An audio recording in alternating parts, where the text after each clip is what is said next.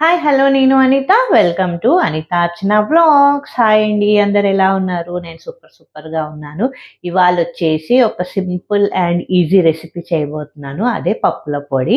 పప్పుల పొడి is common, కానీ ఇందులో ఒక స్పెషల్ ఇంగ్రీడియెంట్ ఉంది. దాని వల్లనే టేస్ట్ అనమాట. ఈ రెసిపీ వచ్చేసి మా చిన్నప్పుడు మా పెద్దమ్మమ్మ చేస్తూ ఉండేది. పెద్దమ్మమ్మ మీన్స్ మా మమ్మీ వాళ్ళ అమ్మమ్మ. తనొచ్చి ఒక 10 డేస్, 15 డేస్ ఉంటూ ఉండేది మా ఇంట్లో. అప్పుడు తను స్టైల్ రెసిపీస్ చేసి పెట్టేది మా మమ్మీకి, వాళ్ళకి, మాకు. అప్పుడు చాలా ఇష్టంగా తినేవాళ్ళనమాట. చక్కగా ఆయిల్ ఏసేసుకొని, పొడేసేసుకొని అన్నం తినేవాళ్ళము. ఇది ఇడ్లీలోకి ఘీ దోస ఉంటది కదా! దానికి గూడా చల్లుకుంటే చాలా టేస్టీగా ఉంటది. పిల్లలు మటుకు బాగా లైక్ చేస్తారు. ఎక్కువ స్పైసీ గూడా అనిపించదు మనకు. చాలా టేస్టీగా ఉంటది. అయితే ఆ రెసిపీ ఇవాళ నేను చేస్తున్నాను. సరే మీకు కూడా చూపిద్దాము. సింపుల్ గదా! చాలా ఈజీగా అయిపోతుంది. చాలా టేస్టీగా ఉంటుంది. పిల్లలు మటుకు చాలా బాగా లైక్ చేస్తారు. కంపల్సరీ ట్రై చేయండి ఈ రెసిపీ. చేసేద్దామా? ఈ రెసిపీకి కావాల్సిన ఇంగ్రీడియెంట్స్ ఏంటో చూసేద్దాం.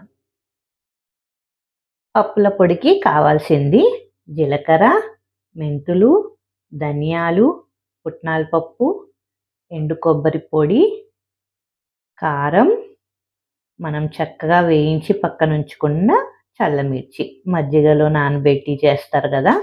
ఈ మిర్చి. దీనితోనే మనకు ఈ రెసిపీలో ఉన్నది టేస్ట్ అనమాట. మనం వేరే ఇంగ్రీడియెంట్స్ ఏవి వేసినా దీన్ని డామినేట్ చేస్తుంది కాబట్టి నేను ఎలాంటి కరివేపాకు అవి కూడా వేయట్లేదు. Just simple recipe. ఇందులో వేయించాల్సింది ఏమీ లేదు. ఓన్లీ జీలకర్ర, మెంతులు, ధనియాలు వేయించుకోవాలి అంతే. జస్ట్ మిక్సీ పట్టుకోవడమే. చిన్న ప్యాన్ పెట్టుకున్నాను. ప్యాన్ హీట్ ఎక్కింది. ఇందులో మనం జీలకర్ర, మెంతులు, ధనియాలు డ్రై రోస్ట్ చేసుకోవాలి అంతే.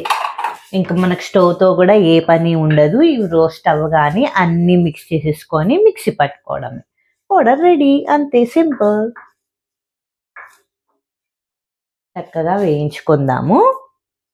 జార్ తీసుకొని మనం ఇంగ్రీడియెంట్స్ అన్నీ వేసేసి గ్రైండ్ చేసేసుకుందాం అంతే, సింపుల్. మనం అన్ని డ్రై రోస్ట్ చేసుకున్నాం కదా! జీలకర్ర, మెంతులు, ధనియాలు అవి ఫస్ట్ వేసుకున్నాము. తర్వాత పుట్నాల పప్పు, తర్వాత ఎండు కొబ్బరి, తర్వాత చల్లమిర్చి,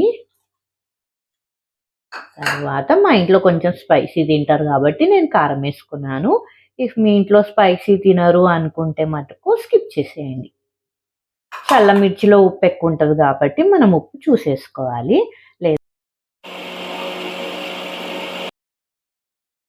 మిక్సీ పట్టిన తర్వాత మన పప్పుల పొడి ఇలా ఉందన్నమాట. చాలా టేస్టీగా ఉంటుంది.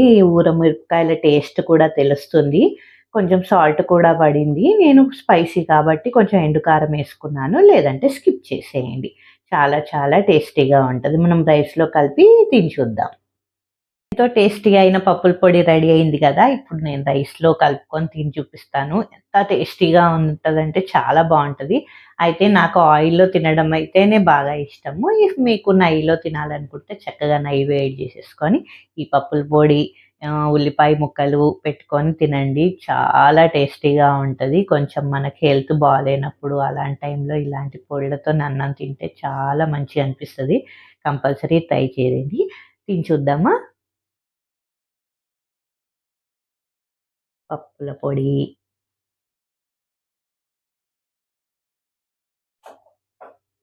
ఆయిల్. నేనిక్కడ పల్లి ఆయిల్ యేసుకుంటున్నాను. మీ ఇష్టం. ఏ ఆయిల్ నచ్చితే ఆ ఆయిల్. నాకు ఆయిల్‌తోనే ఇష్టం గాబట్టి నేనిలా తింటున్నాను. కొంచెం పొడి ఎక్కువేసుకుంటే బావుంటది. చక్కగా కలిపేసి తినేద్దాం. వావ్! హ్మ్. చాలా బావుందండి అసలు.